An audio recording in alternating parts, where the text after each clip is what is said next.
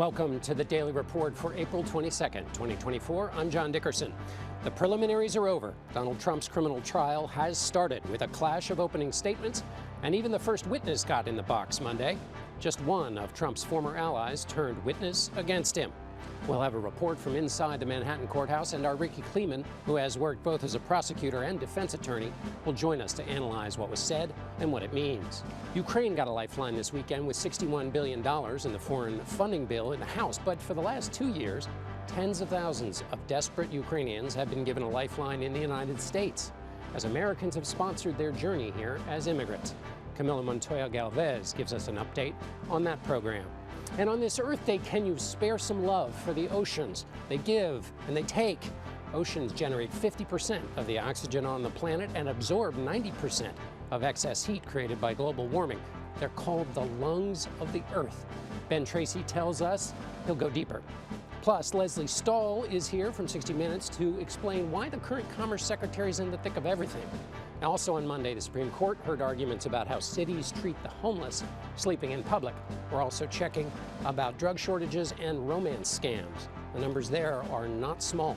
All that and the most eerie photograph of the Titanic catastrophe. And the picture doesn't even include the ship. The Daily Report starts in a moment.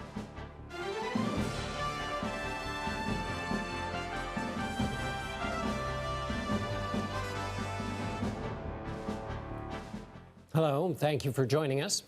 A hush money cover-up conspiracy or just pieces of paper were Monday in the first ever criminal prosecution of a former president.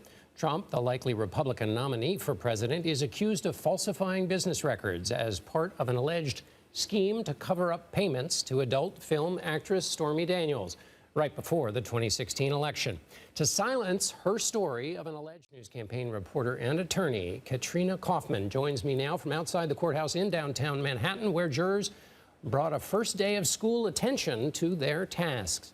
So what stuck out to you about what was happening in the courtroom? And for more, CBS News legal analyst Ricky Kleeman joins me now. Ricky, your takeaway, you've done this from the prosecutor and from the defense attorneys in those opening statements. I can read what they said. I was not in the courtroom to see them. So the only distinction between two really excellent opening statements in terms of what was said was who had the better delivery. And the better delivery means that as I look at you, John Dickerson, in the eye, and that I know you and I are communicating, you must do that. Still ahead on the Daily Report, protecting the ocean's predators, why animals like sharks are key to the health of the seas. Plus, for the past 2 years, the United States has been quietly resettling hundreds of thousands of Ukrainian refugees. We'll meet one of the families who escaped war and now live and work here. You're streaming the Daily Report.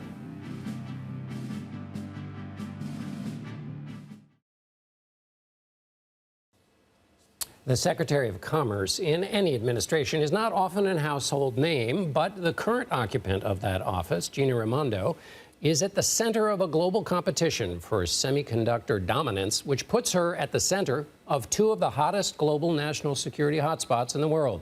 Leslie Stahl of 60 Minutes spoke with her for the broadcast. If you think about conductors, the United States, we don't anymore. We farmed it out, and that what she's trying to do is bring it back. Leslie, you have a keen eye for politicians. You've covered a few of them. Now, Raimondo was governor of Rhode Island. As Commerce Secretary now, how do you read her political instincts and her possible future?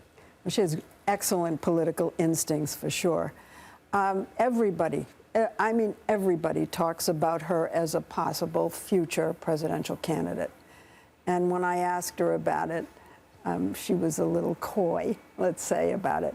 She is mentioned. Welcome back to the Daily Report. I'm John Dickerson. Here are some additions to our top stories.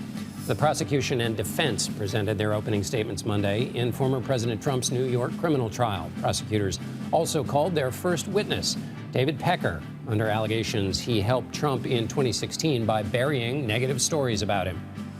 Protests are escalating at major college campuses over the Israel-Hamas war. Columbia University in New York switched to all remote classes on Monday first day of Passover. Pro-Palestinian protesters have been on campus for nearly a week, with more than 100 people arrested.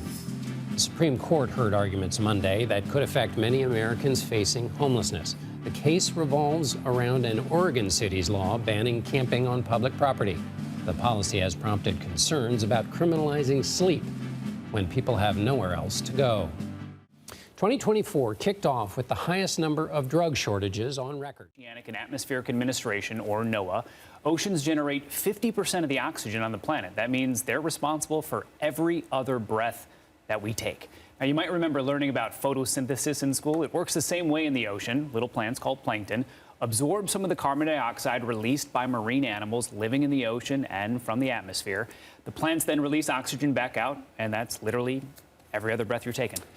I fell in love with that lungs of the earth way of putting it. So help me understand how the oceans help mitigate with climate change. Yeah, I mean, they are our greatest ally when it comes to the fight against climate change. And the reason for that is that the oceans have